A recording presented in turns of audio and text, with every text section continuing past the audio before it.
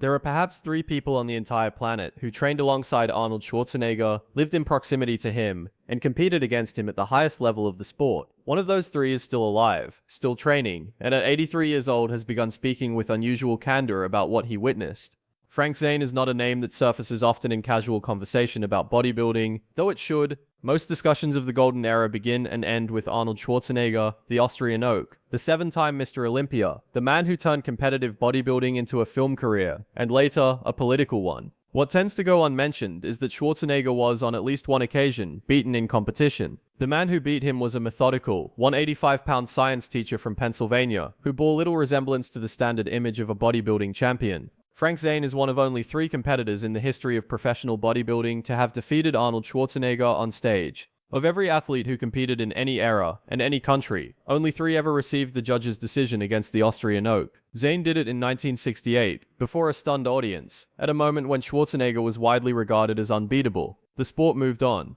Schwarzenegger became a film star, then a governor, then a figure of enduring cultural recognition. Zane built a different kind of legacy. 3 consecutive Mr. Olympia titles, a reputation among historians of the sport as the possessor of the greatest physique in bodybuilding history, and a philosophical approach to training that set him apart from his contemporaries. He never left the sport entirely. He never stopped training.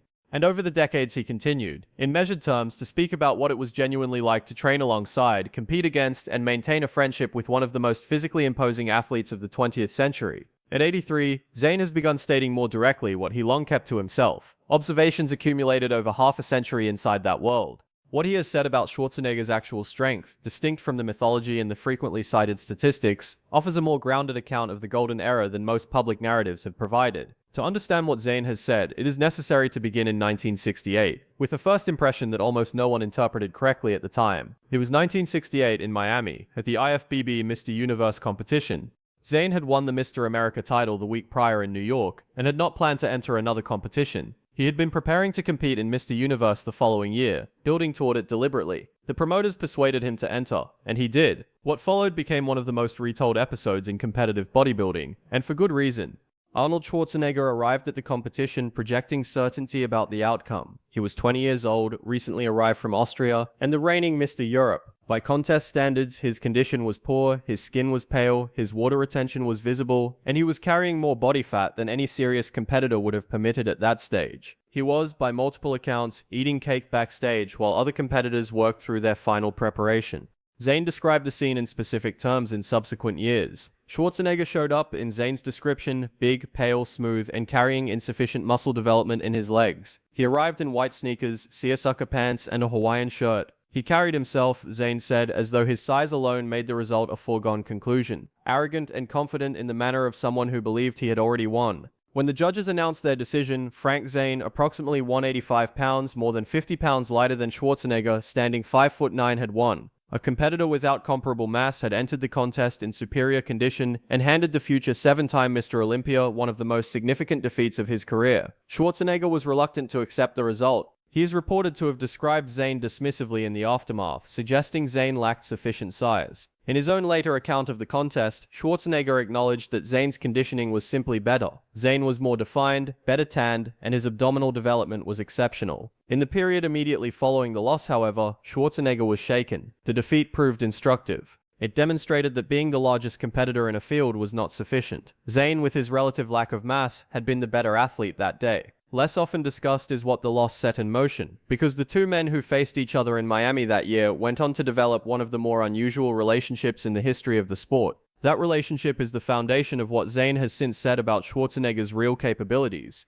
Following his loss in 1968, Schwarzenegger relocated to California and changed his approach to training, not simply in volume or intensity, but in the kind of training that had defeated him. He sought out competitors who could challenge him directly and force him to address the weaknesses that Miami had exposed. Frank Zane was already living in California, and somehow these 2 rivals ended up not just training together but sharing a living space. 2 men who had competed against each other, one of whom had beaten the other on the biggest stage they'd both been on, were now roommates, training partners, and by all accounts, genuine friends. That arrangement gave Frank Zane a direct view into something most people in the bodybuilding world only heard about secondhand, just how strong Arnold Schwarzenegger actually was.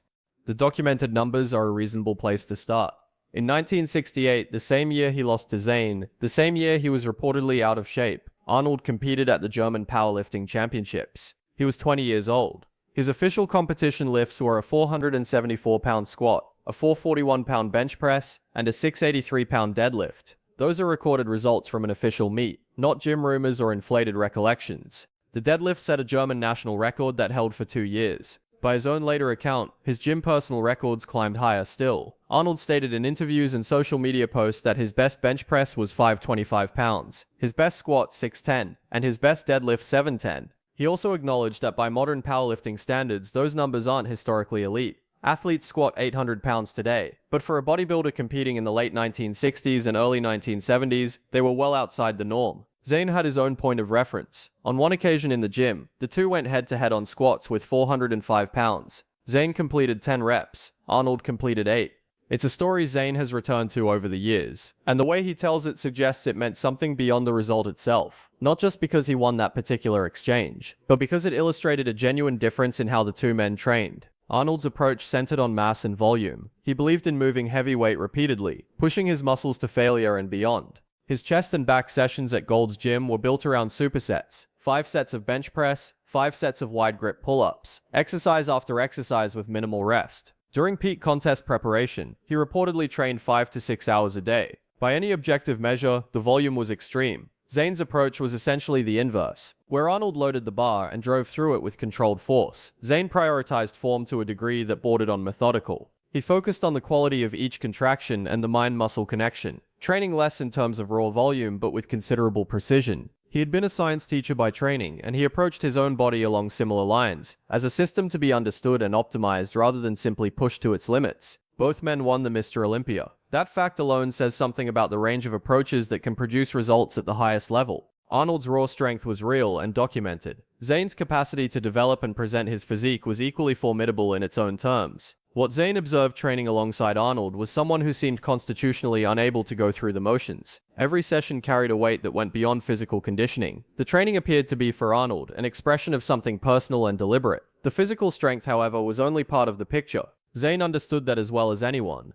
Gold's Gym in Venice Beach, California, occupied a particular place in professional bodybuilding during the 1970s. Joe Gold had built the original gym in 1965, and by the time Arnold, Zane, Franco Columbu, and Lou Ferrigno were all training there simultaneously, it had acquired a reputation that extended well beyond Southern California. It was known as the Mecca of bodybuilding, not as a figure of speech, but as the name people in the sport actually used. Bodybuilders traveled from around the world to train there, to compete informally against the best, in what functioned as an unusually concentrated environment for high-level physical development. Arnold was the central figure in that environment. He trained 6 days a week, and during contest preparation, his sessions ran 5 to 6 hours. He trained chest and back on Monday, Wednesday, and Friday mornings, shoulders and arms on the alternating days, and legs on a schedule he had made a priority after his lower body development drew criticism early in his career. Every session was organized around supersets, 2 exercises performed consecutively with minimal rest, sustaining muscular effort over long stretches of time. The volume, assessed by current standards, was extreme. For a natural athlete following evidence-based programming today, attempting Arnold's training split would carry a meaningful risk of injury and overtraining. 5 sets of bench press, 5 sets of wide grip pull-ups, followed by incline dumbbell press, cable flyers, then back work, then pull-downs, then rows, repeated across the week in variation, alongside legs, alongside shoulders and arms. The cumulative load was, by objective measure, very high. Several factors converged to make it sustainable for Arnold specifically. He had unusual genetic capacity for muscle recovery. He had access to the pharmaceutical assistance that was standard in professional bodybuilding during that period, something Arnold has discussed with relative candor in later years. He had a level of investment in the process that made extended training sessions feel less like discipline than like his normal operating condition. And he was surrounded by competitors working at similarly high intensities, which kept raising the collective threshold for effort. Jose Columbu, Frank Zane trained at the same gym during those years, though his approach inside that building was markedly different. Where Arnold loaded the bar and ground out sets at maximum weight, Zane treated each movement as a study in muscular efficiency. He worked with less volume, but with a precision that made each exercise function as a diagnostic tool.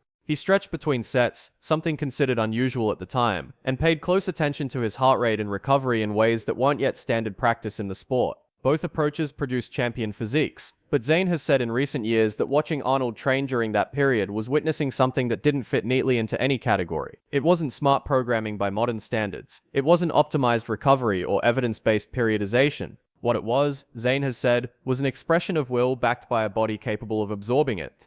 Arnold trained with an intensity that Zane has described as genuinely jarring to observe. The effort was absolute. There was no conservation mode, no pacing, no indication that any given session was lighter than the last. Every workout was treated as though the outcome of the next contest depended on it, because in Arnold's mind it did. Frank Zane still trains. He is 83 years old, and he trains multiple times a week. Not in a perfunctory way, but with intention, structure, and the same attention to form and mind-muscle connection that defined his competitive career. His Instagram account has more than 200,000 followers, and he uses it to share what he has actually learned over 6 decades of working with his own body, tested knowledge rather than curated image. He has written books on bodybuilding, nutrition, and the mental dimensions of physical development. He ran a private training facility in Palm Springs called Zane Haven, where clients worked with him directly, one-on-one. By any reasonable measure, he remains an active participant in the field. From that position, decades removed from competition, with time to observe how the sport has evolved and how his own thinking has changed, his assessment of Arnold Schwarzenegger's physical capacity has grown more complete and more candid than anything he offered while they were still competing.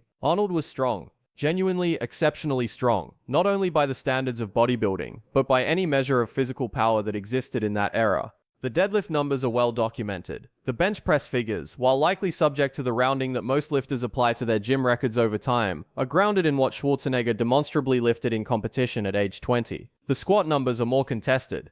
Zane's account of out-squatting Arnold points to something that tracks historically. Schwarzenegger's lower body was widely considered his weakest area early in his career, a deficiency he worked to correct with sustained intensity following his 1968 loss. But Zane is now more direct about something beyond the numbers. The weight on the bar, the pounds lifted, the competition totals, these were only part of what made Arnold physically dominant. What Zane observed daily in that gym, across years of training alongside him, was something harder to quantify, a relationship to effort that Zane has described at various points as almost inhuman. Most serious athletes when training at high intensity encounter some internal threshold, a point at which enough has been done for the session to be considered productive. Arnold, Zane has said, didn't appear to operate that way. If that threshold existed for him, it had been subordinated so completely to his competitive drive that it had no practical effect on what he actually did. He trained past the point where other elite athletes stopped. He continued past signals that most people would treat as definitive reasons to end a session. He treated discomfort as a condition of the process, not as information to act on. Zane's own philosophy has always differed. He has consistently held that listening carefully to the body, with the attentiveness of a scientist analyzing data, produces better long-term results than simply overwhelming it with volume. His continued physical vitality at 83 offers some evidence in support of that view. Arnold's body, by contrast, has also carried the costs of decades of extreme training, joint deterioration, the cardiovascular effects of the pharmaceutical environment in which that training took place, and 2 open-heart surgeries in 1997 and 2018. Zane does not frame this as a criticism. What he watched Arnold do in those years was not recklessness. In his telling, it was an expression of something genuine and uncommon. Arnold believed, without apparent performance or posturing, that he was capable of more than anyone around him, and that belief made him capable of more than anyone around him. It was the logic of championship self-confidence operating in real time, constructing the very capacity it assumed was already present. That is what Zane means when he discusses Arnold's strength now. Not only the deadlift, not only the bench press, not only the competition record. All of that is real and documented. But what made those results possible, the underlying mechanism, was an unshakable belief in his own physical capacity, combined with the willingness to train at a volume and intensity that continuously justified that belief. Asked at 83 to identify what set Arnold Schwarzenegger apart from every other elite bodybuilder of that era, Zane does not point to a single lift, a particular contest, or a win over a specific competitor. He returns instead to something that sounds philosophical, but that he insists is, in practice, the most concrete thing he observed in a gym over the course of his career. Arnold never trained as though he was trying to win. He trained as though he had already won, and was simply recording the proof.